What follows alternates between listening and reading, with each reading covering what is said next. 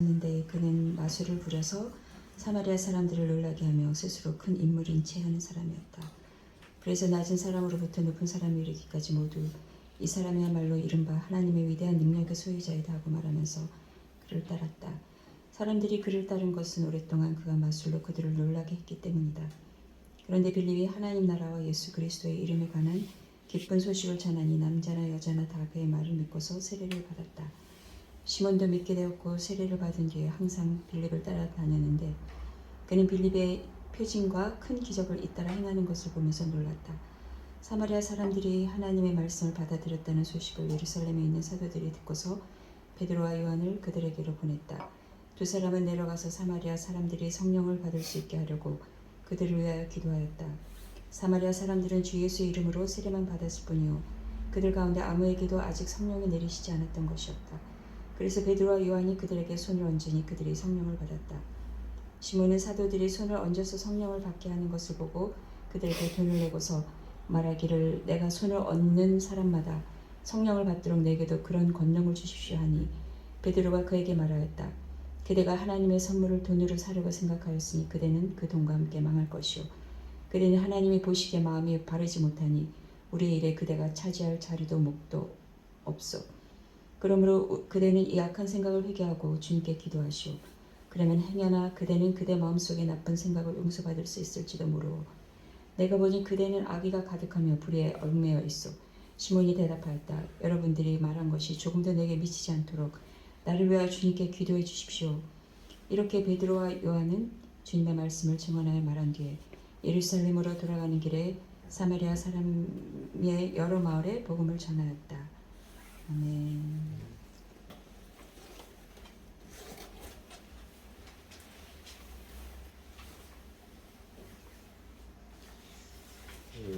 설교 전에 오늘부터는 이제 설교 끝나고 여러분 기도하는 시간을 바로 드리지 않고 설교 끝나고 제가 바로 기도를 할게요.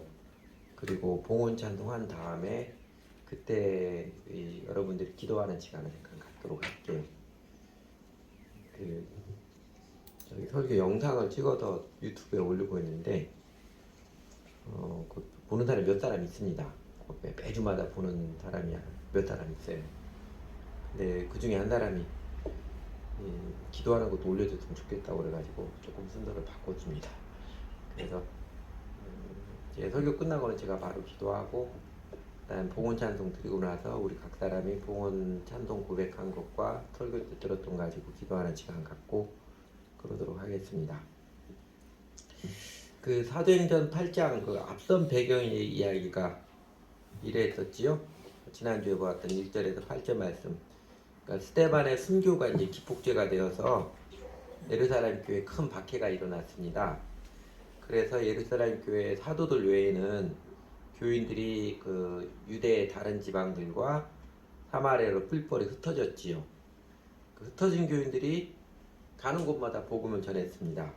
그 중에서 예루살렘 교회 7 일꾼으로 뽑혔던 빌립이 사마리아에 가서 복음을 전했는데 그 사마리아 사람들에게 큰 표징들과 함께 예수가 그리스도 메시아다 복음을 전했을 때 사마리아 성에서 많은 사람들이 회개하고 주 예수를 믿는 부흥이 일어나서 그 성에 큰 기쁨이 거룩한 기쁨이 넘쳤습니다. 그렇게 사마리아 성에서 부흥이 일어나는 가운데 오늘 본문 이제 8장 9절에서 25절은요. 시몬이라는 사람에게서 일어난 한 비극적인 해프닝을 이야기해 주었습니다. 시몬인데 시몬 교회는 전통적으로 이 사람을 마법사 시몬, 영어로 시몬 마구스라고 그러죠. 마법사 시몬이라고 불렀습니다.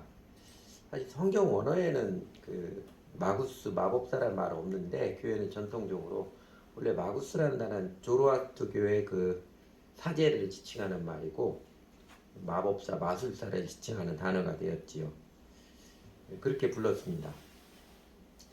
이 사람이 마술을 부려가지고 사람들을 놀라게 하고 그 사람들의 마음을 얻어서 사람들로부터 야, 이 시몬이야말로 하나님의 위대한 능력의 소유자다, 진짜 능력자다, 존경스러운 평판을 받는 사람이었고 그래서 적지 않은 추종자들이 생겼습니다. 적지 않은 추종자들이 시몬을 따랐습니다. 마술 일종의 눈속임이지요. 손은 눈보다 빠르다 이러잖아요. 사실이 아닌 거, 사실은 거짓입니다. 사람들이 눈속임이라는 거 다 알면서도 재미있어 한다면, 이것으로 눈속임이라는 걸 다 알고 있으니까 이것으로 사람들을 잠시나마 즐겁게 하는 것이라면 나쁘지 않은 것입니다. 괜찮은 좋은 것입니다. 그러니까 흥미로운 구경거리를 제공했다는 면에서 입장료를 받고 돈을 번다든지, 또 이제 둘러선 사람에게 모자를 돌려가지고 바구니 돌려서 관객들로 돈을 받는 것은 괜찮은 일이에요. 괜찮은 행기수단이라고 볼 수 있습니다. 왜냐하면 그 눈속임을 잘하려면 꽤 많이 연습을 해야 되거든요. 우리 사회에도 마술학교 이런 게 있습니다. 사람들에게 이렇게 모임에 갔을 때 조금 분위기 깨고 할 때 마술 가르쳐주는 학교도 있고 그래요. 그런데 그 옛날에는 사람들이 순진해가지고 이 마술이 눈속임이라는 걸 잘 몰랐는지, 진짜인 줄 알았는지 그건 잘 모르겠습니다. 근데 여러분, 오늘날도 그 배우들, 연기자들에 보면 어떤 사람이 그 사람이 진짜인 줄 알고, 악역을 맡은 배우는 아주 사람들이 못되게 굴고 막 계란 던지기도 하고, 그다음에 예전에 그 배용준이라는 탤런트, 이 사람은 일본 여자들이 그걸 너무너무 좋아한다고 그러잖아요. 참 군중은 참 속절없습니다. 그게 연기인데 실제가 아닌데 깜빡하는 거 보면 군중은 참 속절없는 게 사람의 심리인 것 같아요. 근데 시몬의 문제는요, 이게 사람들의 눈을 속이는 것인지를 어떤 사람은 모른다 할지라도 자기는 다 알면서 사람들이 깜짝 놀라고 자기를 존경의 눈빛으로 바라볼 때마다 스스로 지나치게 뿌듯함을 느낀다는 거예요.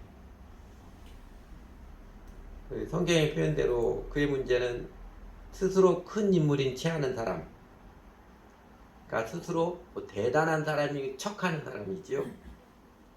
자기가 뭐가 되는 사람인 것처럼 착각하는, 옛날 개그로 선구자라고 그랬죠. 선천적 구제불능성 자아도 지침, 선구자라고 그랬고, 눈속임을 통해서라도 자기가 높아지는 것에 목숨을 거는 자아집착자이고, 우쭐하기 좋아하고 척하기 좋아하는 위선의 마음이라는 것입니다. 사람들이 시몬의 마술을 보고 이 사람은 하나님의 위대한 능력자다, 진짜 능력자다 외치며 따랐지만, 시몬 자신은 이게 트릭이고 쇼라는 거 모르지 않았습니다. 그러나 사람들로부터 칭찬받고 추앙을 받는 것이 너무 좋아서 내버려두고 그대로 가고 있었지요. 대조적으로 여러분 사도행전 14장에 보면 그 바울과 바나바가 1차 선교여행을 갔을 때 누가온이라는 성에서 그 바울이 안진뱅이 한 사람을 고쳐주잖아요. 그 성에 있는 사람 깜짝 놀라가지고 바나바는 제우스라고 그러고 바울은 헤르메스라고 친으로 추앙하려고 하자, 그때 바울과 바나바가 어떻게 했어요? 막 옷을 찢어가면서, 어떻게 보면 지나칠 정도로 과잉 행동을 해서 뜯어 말렸던 일이 있었잖아요. 자기들에게 초점을 맞추는 것을 뜯어 말렸던 일이 있었습니다. 그러니까 시몬의 모습은 이런 바울과 바나바의 모습과는 정반대입니다. 그러니까 진짜 기적을 실현한 능력자임에도 자신에게 영광 돌리는 것은 적극적으로 거부한 모습과, 이게 거짓인 줄 많이 알매도 자기가 추앙받는 것을 즐기고 매달리는 모습하고는 이중적으로 정반대이지요. 진짜 신앙인과 신앙이 없는 사람의 차이입니다. 그런데 그렇게 시몬이 인기를 누리며 살고 있는 땅에, 그 사마리아 땅에 예루살렘에서 내려온 빌립이 복음을 전하자 사마리아 성에 있는 사람들 너도 나도 다 믿고 침례를 받는 이제 부흥이 일어났습니다. 아마 당시 그 사마리아 성사에서는 안 믿고 침례받지 않으면 이상하게 느껴질 정도로, 뭐 시대에 뒤처져지는 사람, 뭐 이런 사람처럼 느껴질 정도로 침례를 받는 게 큰 유행처럼 먼저 갔습니다. 네, 그 누가가 참 재밌게 번역한 게 13절이죠. 시몬도 믿게 되었고. 이 표현에서 시몬은 그냥 유행 따라 믿는, 시몬에게는 체험의 예수가 아니라 여론의 예수를 믿은 그 뉘앙스를 풍겨줍니다.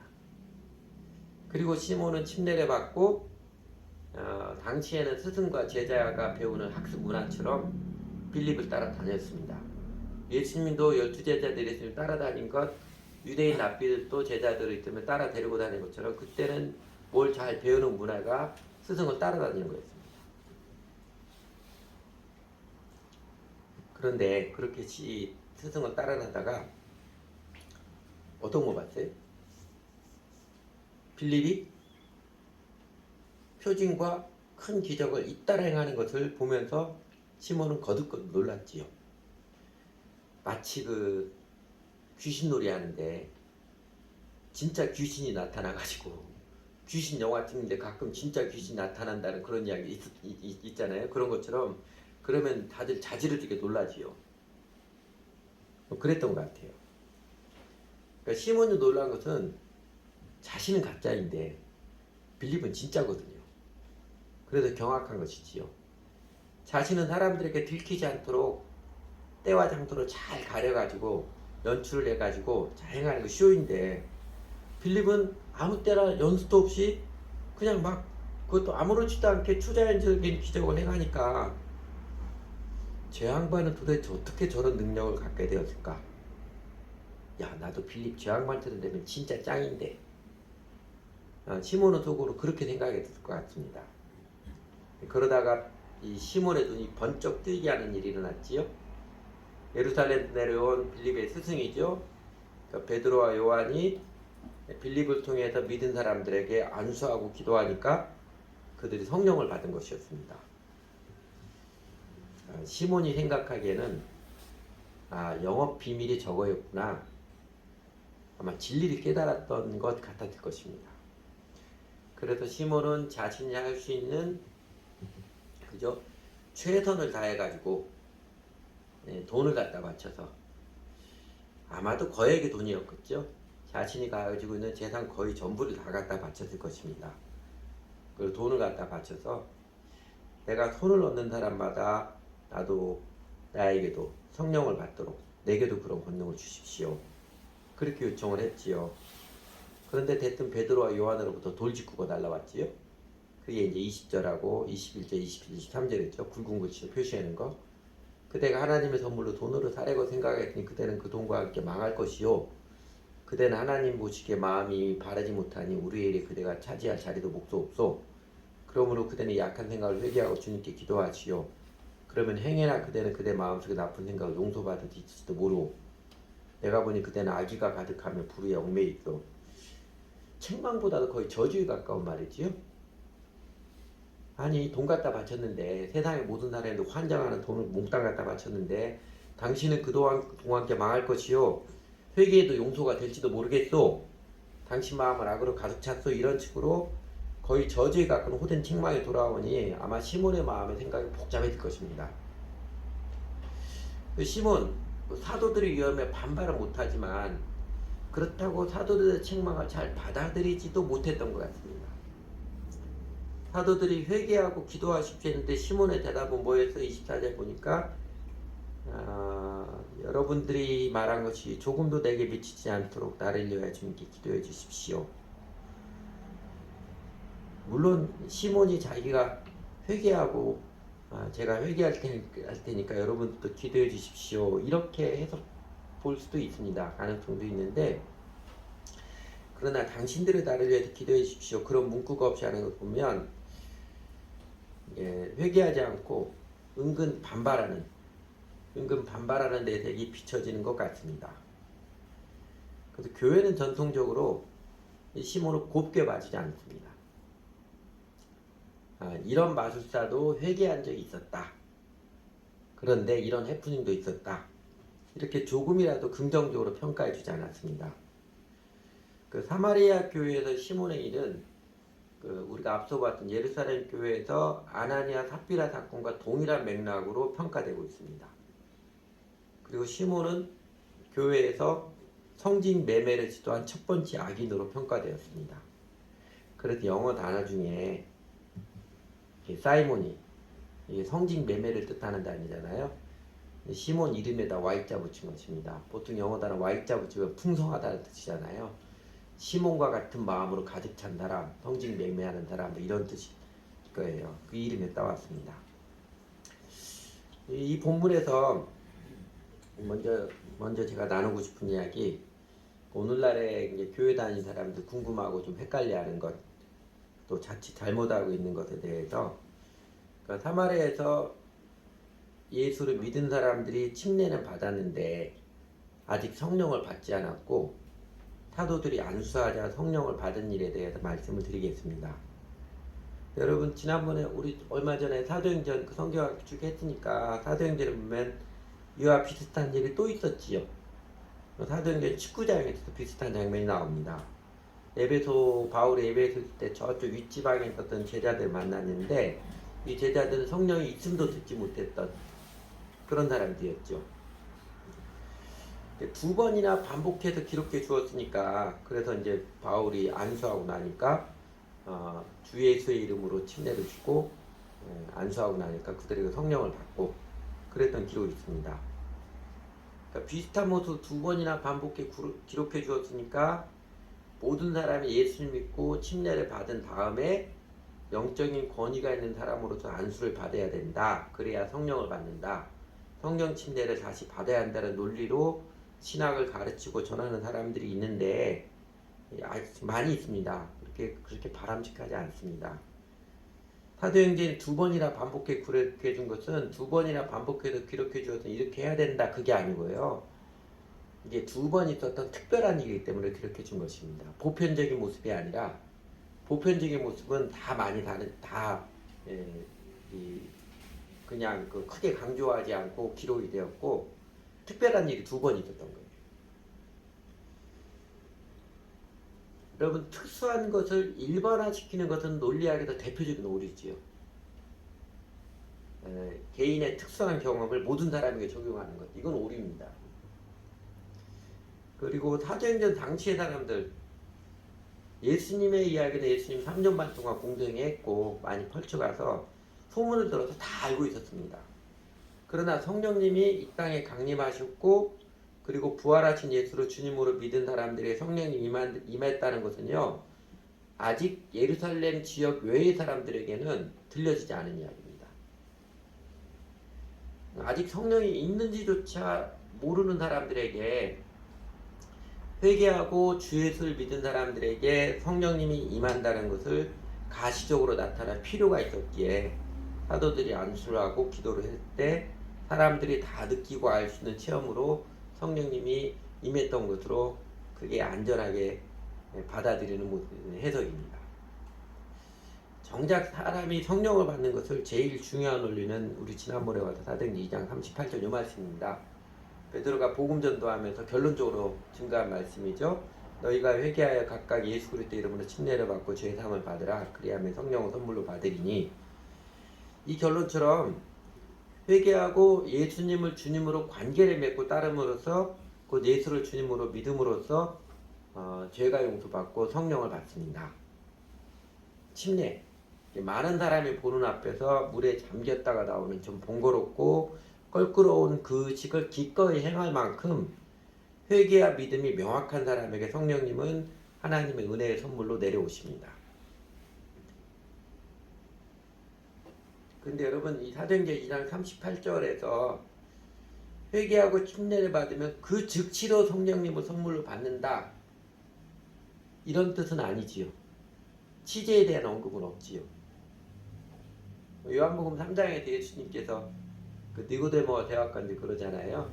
성령으로 난 사람에 대해 이야기하면서 바람이 임으로 불매 내가 그 소리를 들어도 어디서 오며 어디로 가는지 알지 못하나니 성령으로 난 사람은 다 이러하니라 가르쳐 주었듯이, 이 예수님의 직접적인 가르침에 의하면 믿는 사람에게 언제 어떻게 성령이 내줘야 하시는지, 그죠? 언제 어떻게 믿는 사람에게 언제 어떻게 성령님이 그 안에 들어오시는지 사람은 잘 모르는 게 보편적이고 정상적인 모습입니다. 잘 인지하지 못하는 게 보편적인 정상적인 모습이에요. 물론 성령을 받으면 그 사람에게 성령이 계신 증거들 분명히 나타납니다. 그러니까 예수님의 직접적인 가르침에 의해서 현상을 해석해야지 현상을 보고 원리를 변경하는 것은 그건 오류입니다. 바람직하지 않은 것입니다. 그래서 오늘날에도 사람이 성령을 받는 길은 회개하고 주 예수님을 바르게 믿는 것입니다. 회개하고 예수님과 예수님을 주님으로 나의 주님으로 관계를 맺고 이제는 예수님 따르며 살겠습니다. 그 신앙을 침례를 받으면 고백하는 예수님을 바르게 믿는 것입니다. 오늘날 대한민국 교회나 미국 교회처럼 그런데 이 성령 받는 것에 대해서 자꾸 헷갈리는 가르침이 다르게 나오는 주된 이유가 있습니다. 왜 그럴 것 같아요? 교회당에 다니는 많은 사람들 중에 예수를 믿는다고 하지만 사실은 예수를 믿는 것이 아닌 사람들이 많기 때문에 그렇습니다. 자기가 예수를 믿는다고 해서 교회를 다니긴 하는데 그런데 사실은 예수를 믿지 않기 때문에 자기 안에 성령 없거든요. 그러니까 성령에 계신 증거들이 없어요. 그러니까 공허하죠. 세상들은 똑같이 영혼이 공고하고 유혹에 취약하고 그리고 예배드리고 하나님께 가까이 하고 즐겁기보다는 노는 게 더 재밌고 이렇게 나타나니까 그 이유는 예수를 믿었는데 성령을 안 받아서가 아니고요. 예수를 제대로 믿지 않았기 때문에 자기가 믿는다고 하지만 믿음이 뭔지도 모르고 예수님을 제대로 믿지 않았기 때문에 성령이 없는 게 당연하죠. 그러니까 자신의 마음이 참 오만한 죄인, 자기밖에 모르는 죄인, 자기 중심적인 생각과 판단에 찌든 죄인이라는 각성과 회개가 없이 그냥 교회 다니니까 믿는다고 생각하는 사람, 그러니까 예수를 믿는다고 하지만 그 믿음이 뭔지도 모르는 사람, 예수님이 나를 구원해 주셨다고 구원자로 좋아하지만 예수님을 나의 주님으로 관계가 없는 사람, 예수님의 멍에를 매지도 않았고 예수님의 도를 배우려는 마음조차도 없는 사람, 그냥 일주일에 예배 한번 드리고 나면 다 됐다라고 생각하는 사람, 그래서 교회에서 자기를 부인하며 주 예수님을 배우려는 마음이 아니라 교회 다니면 자기가 어떤 일을 해서 또는 자기를 드러내서 나 이렇게 잘난 사람이네, 나 알아줘라, 은근 기대하고 바라는 사람들이 많기 때문에 그렇습니다.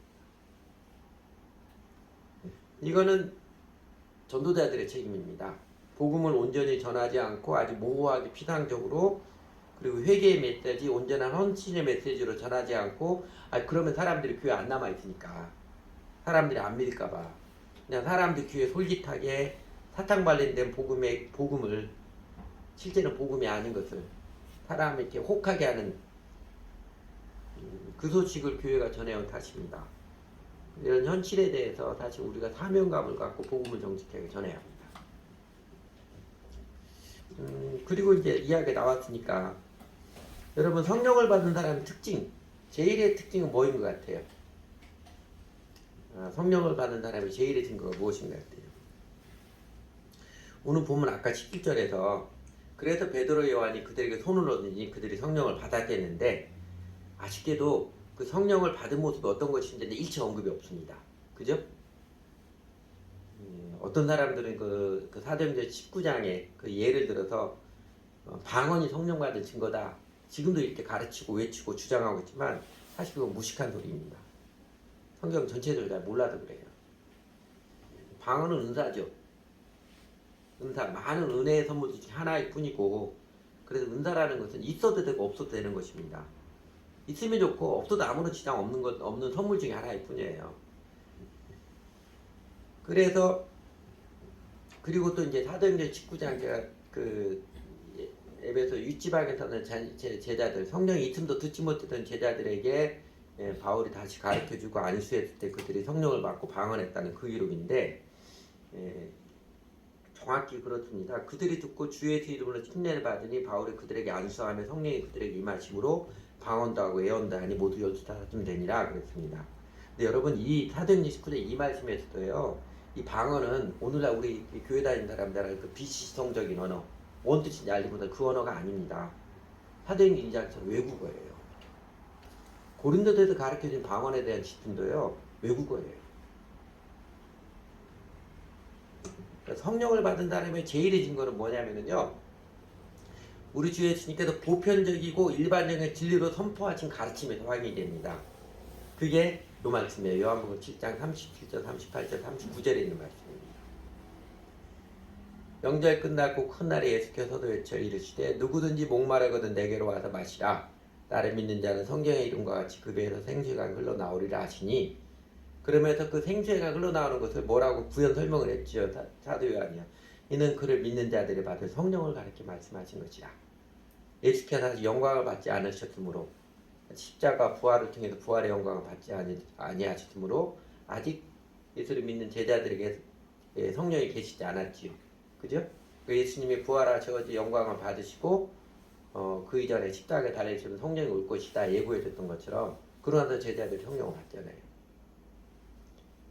그 배에서 생수가 흘러나오리라 했던 것처럼 성령을 받은 사람 제일의 증거는 그 배에서 생수가 흘러나오는 것입니다. 근데 이게 뭐예요? 비유적으로 표현한 거죠. 심령의 만족과 기쁨이 흘러 넘쳐나는 상태 묘사지요. 내 죄가 용서받고 하나님께서 나 같은 놈을 정말 끔찍히 사랑하셔서 그리고 나와 함께 하셔서 내 마음을 붙들어 주시는 그 감격, 성령께서 우리 안에 들어있을 때 우리 안에 일으켜 주시는 일입니다. 살면서 내가 돈도 잘 못 벌고 일의 환경도 여전히 쉽지 않고 주변 사람도 다 왜 이렇게 나를 힘들게 하는지 진상 같을지라도 예수님을 주님으로 믿고 따르는 내 마음은 그냥 마냥 즐겁고 기쁘고 부러울 게 없이 어린아이처럼 환한 그 마음 말입니다. 그 사람들이 이렇게 저렇게 대하고 또 이러면 정말 지치고 힘들고 그럴 때도 있지만 주님 앞에 나오면 너무너무 기쁘고 감사한, 고개를 들면서 기도하고 주님 바라본 마음에 다시금 기쁨과 감격이 있는 성령을 받은 증거입니다. 그 힘으로 살아가는 것이죠. 그 힘으로 세상 기둥을 살아갑니다.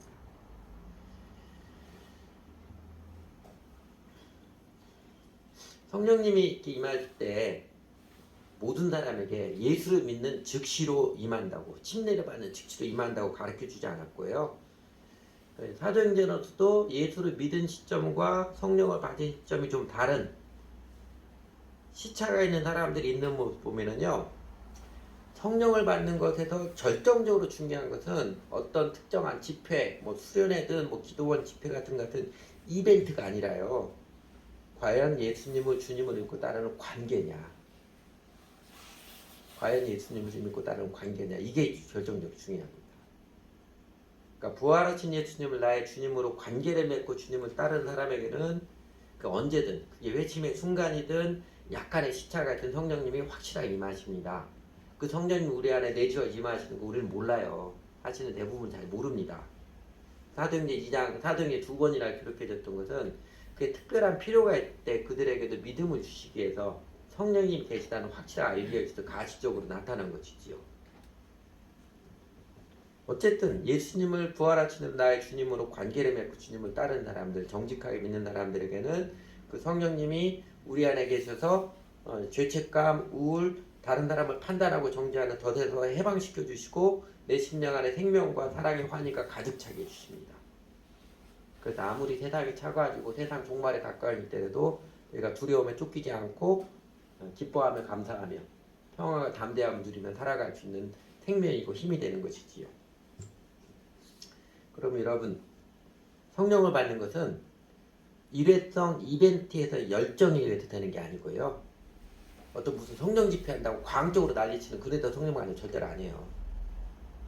근데 신앙의 진정성 차원의 일입니다. 회개의 진정성, 그 다음에 믿음의 진정성, 예수님 나의 주님으로 관계를 맺은 관계의 진정성, 내가 주 예수를 배우고 따르는 제자들의 삶을 살아가느냐, 그 배움의 진정성이 관건입니다. 그거는 여러분 기억하시기 바랍니다. 시몬, 그도 당시 유행에 따라 믿게 되었고 침례도 받았지만 회개와 믿음에 대한 그의 마음이 진정한 것이 아니라는 것이 결국 드러난 것이지요. 오늘 본문에 얘기해요. 아나니아와 삽비라처럼 말입니다. 사도행전, 이제 복음이 전해지고 교회가 세워져 가서 하나님 나라 운동이 힘있게 전개되는 그 역사의 기록에서 이렇게 좋지도 않은 아나니아와 삽비라 이야기, 이 시몬의 이야기 들려주는 것도 왜 그럴까요? 오늘날에도 어느 시대에도 회개와 믿음이 진정하지 않은 거짓의 마음들이 얼마든지, 피상적인 마음들이 얼마든지, 껍데기 마음들이 얼마든지 있을 수 있음을 경계해주는 뜻일 것입니다. 그래서 여러분 예수 믿는 게 진정이에요? 예수를 믿는 것은 자기를 부인하며 기꺼이 값을 지불하면서 예수님의 멍에를 베고 예수님의 도를 배우며 따르는 삶의 길입니다. 신앙은 자기 만족의 수단이 아니라 자기 부인의 길입니다. 여러분 그렇게 주님을 믿고 따르고 있는지요? 그러니까 진정성이 없는 교회 참여, 교회당에 나와도 예수님을 알고 배우려는 마음은 없이 그냥 교회 식구들 모여서 수다 떨고 내 주장하고 내 이야기 하고 싶어서 나오는 내 취향에 좀 맞으니까 하지만 그런데 내 삶 전체까지 뭐 공개하고 싶지 않은 내 만족 취향에 연연하는 태도는요 사실 헛것입니다. 헛짓이에요. 헛짓. 아무런 유익이 없습니다. 어쩌면 좀 심하게 표현하면 아나니아 사피라처럼 직결 심판을 받지 않는 게 다행이고 시몬처럼 호된 책망을 받지 않는 게 다행일 것입니다. 아직 회개하도록 진정한 믿음을 갖도록 기회를 주셨을 때 회개해야지요. 이 말은 여러분 기억하십시오. 신앙은 자기 만족의 수단이 아니라 자기를 부인하며 예수님을 따르는 길입니다. 두 가지 측면에서 크게 구분할 수 있는데 보통 교회를 다니는 그 보편적인 교회에 다니는 사람들은요 자기 만족의 수단이 아니라 자기 부인하며 예수님을 따르는 것은 어떻게 예수님 믿어가지고 좀 내가 좀 잘 살아볼지 않을까, 그러니까 내가 잘 살아가는 것에 수단을 여기는 그 모습이고 또 이제 저처럼 이제 목회를 하는 사람들, 전 시간을 들은 사람들에게는 이게 참 어렵습니다. 세상 직장 생활이 너무 힘드니까 신학교로 가야지. 한동안은 요새는 좀 덜 해야 되는데 한동안은 우리 사회에서 목사가 좋아 보이거든요. 교인들에게 존경을 받지, 일하는 것도 의사처럼 피 보지도 않고 깨끗하지. 나도 목사해야 되겠다. 이러면 참 큰일 나죠. 그럼 참 큰일 나죠. 하나님이 하도 그런 사람이 많으니까 대한민국 교회에서 그렇게 잘못된 동기로 신앙을 자기만족의 수단으로 여기서 그냥 목사 되겠다는 많으니까 목사들 그렇게 고생시키고 그래가지고 이제는 그런 사람 점점 줄어들고 있어요. 오히려 줄어든 게 감사한 일입니다. 오히려 하나님 나라 어떻게 인도하시는지 저는 예수님 배우며 살아가겠습니다. 가난하게 하시든 부하게 하시든 저는 예수님 제일 소중히 여기며 또 예수님 사랑하며 예수님 배우며 살아가겠습니다. 그 믿음에 하나님께서는 영생을 주십니다. 하나님의 권능을 체험케 해주십니다. 신앙을 자기 만족의 수단이 아니라 자기를 부인하여 예수님 따르는 삶을 들여야 그래야 진짜로 성령을 받아서 진짜 평강과 기쁨, 만족과 사랑의 열정, 참된 행복, 영생을 누리며 살아가는 것을 체험합니다. 시몬도 믿게 되었고 시몬이 자신의 그 마음 속에서 심보죠.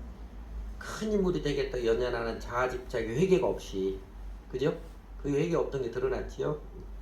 따라다니로 믿었던 게 문제였듯이 오늘날의 사람들에게도 그냥 친구 따라 강남 가듯이 예수 믿는 것도 너무 쉽게 가볍게 생각한 게 문제입니다.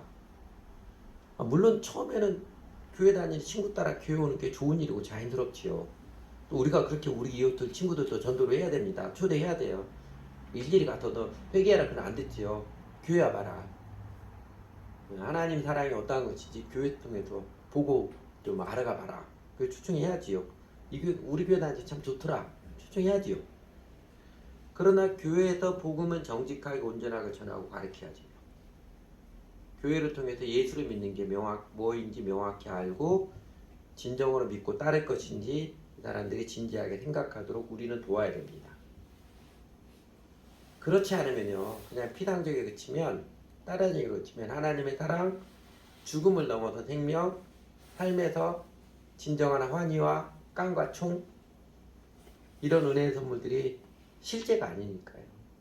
경험이 없어요. 그러니까 그냥 종교 의무로 교회 다니는, 재미없는 거죠. 예수님과 관계가 명확하면 이 하나님께서 약속해 주셨던 것처럼 하나님의 사랑, 얼마나 나를 사랑하시는지, 죽음을 넘어서 생명이 무엇인지, 내 삶의 어떤 형편에서도 내 심령 깊이에서 아무도 빼앗을 수 없는 평화와 그 다음에 담대함과 하나님 주시는 지혜의 충명, 이런 은혜의 선물들을 실제로 누리며 살아가니까요. 하나님의 은혜, 세상 것으로 살 수 없는 것입니다. 아무리 많은 돈을 갖다 바쳐도, 그리고 아무리 세상에서 잘 나가고 잘난 척 아무리 많이 해도요, 사람을 진정으로 행복하게 하고 독수리 날개치며 올라간가 신바람 나며 살게 하는 하나님의 생명, 영생의 은혜는요, 사람의 업적 노력으로 살 수 있는 게 아닙니다. 오직 예수님이 주님이시다, 이 복음의 메시지에 진정으로 응답하는 자에게 내려주시는 하나님의 은혜의 선물입니다. 그 은혜를 받기 위해서 이런 시몬의 모습이 이제 반사적으로 가르쳐 주는 것. 신앙에서는요, 유명해지는 것, 자신이 높아지고 힘 있는 사람이 되고자 하는 집착, 죄인의 뿌리 깊은 자아 집착을 내려놓는 게 우선입니다. 회개의 본질은 그거예요. 또 시몬의 문제가 그거였잖아요. 믿었다고 하지만 스스로 큰 인물이 되고자 하는 이 자아 집착의 마음, 요한일서의 표현은 이생의 자랑 욕구죠. 내려놓지 않았습니다. 잠시 눌러놓았고 감춰놓았을 뿐이었어요. 사도 바울이 정직한 믿음의 대척점으로 지목하면서 깨우쳐 주었던 표현이 자기 의로움이잖아요. 셀프 라이티어스니스. 내가 옳다, 내 생각, 내 판단이 맞다고 끊임없이 주장하고 내세우고 싶은 성향, 내가 인정받고 내가 큰 사람 중심인물이 되거든 연연하는 성향, 이 자기 의에 집착하는 마음을 내려놓아야 회개해야 비로소 생수의 강, 은혜의 감격과 능력이 내 심령 안에 흘러넘칩니다. 예수가 그리스도이십니다. 예수님 말씀하신 바 나의 멍에를 메고 내게 배우라, 그리하면 너희 마음이 쉼을 얻으리니, 이 명확한 복음 앞에서 진정으로 예수님을 나의 주님으로 관계를 맺고 내 인생을 위해 예수님께 의탁을 하고 주님을 따르는 자가 하나님의 생명, 영생을 누리며 살아갑니다. 예수 그리스도께서 십자가의 사랑과 부활의 권능으로 증거하시는 그 복음 메시지에 진정으로 응답하는 자, 예수 그리스도가 나의 주인이십니다. 저는 이제 예수를 위해 살아가는 사람입니다. 그렇게 고백하며 자기를 부인하며 주 예수님을 따르는 자가 성령을 받아서 세상을 이기며 비로소 내 심령 깊이에서부터 성령께서 이끌어주시는 참된 만족과 행복을 누리며 살아갑니다. 진정성이 신앙에서는 제일 중요합니다. 같이 기도하죠.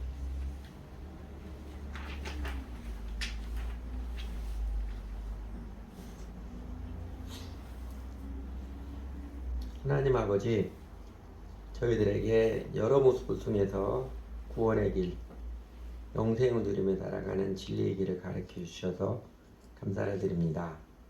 오늘 사도행전 8장 본문을 통해서 시몬과 같은 사람의 모습을 통해서 거울처럼 저희 마음의 거짓된 실체를 밝혀주시고 경계해 주셔서 감사를 드립니다.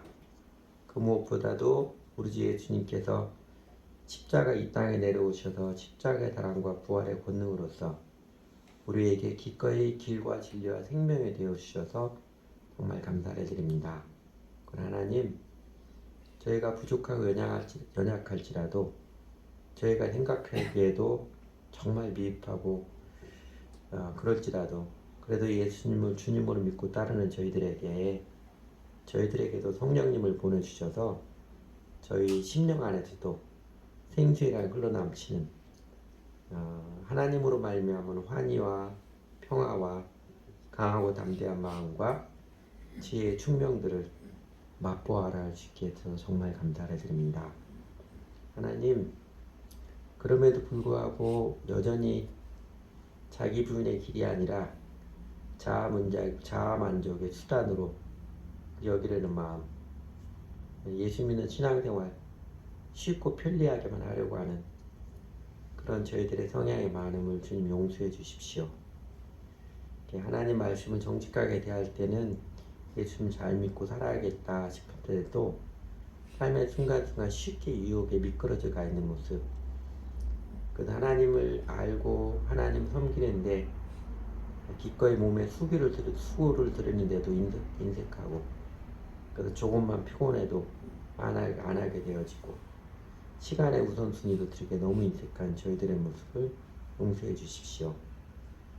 더 나아가 그런 저희들의 모습을 하나님 앞에 솔직하지도 못하고 이런저런 핑계를 대고 구실을 내서 척하며 위장하려는 모습을 하나님 용서해 주시기를 기도드립니다.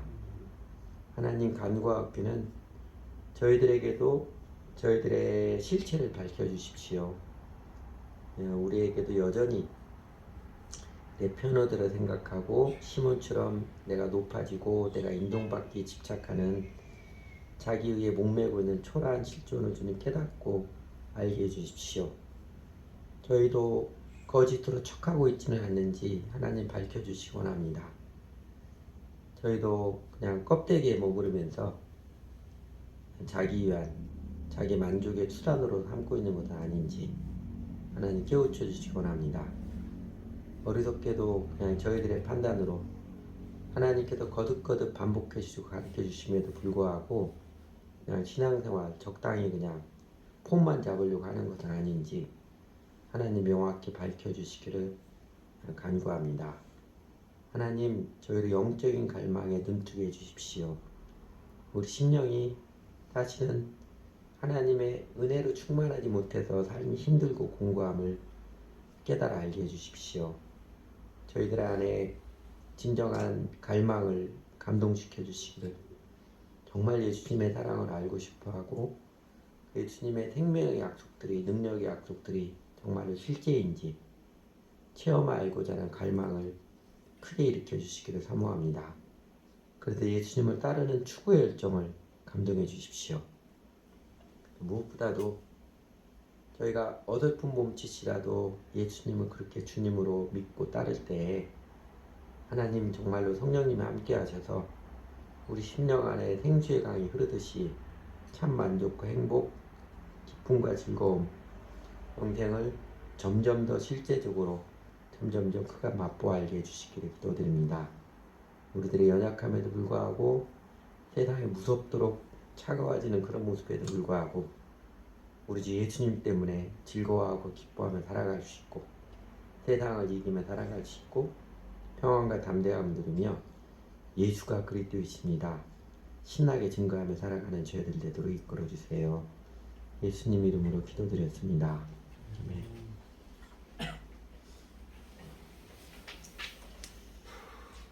오늘 봉헌 찬송 보이 안 좋군요. 지난 주 거예요. 봉헌의 마음을 제 개인적으로 제일 잘 담은 찬양이라고 생각합니다. 주 달려 죽은 십자가 우리가 생각할 때 이 찬양으로 봉헌의 마음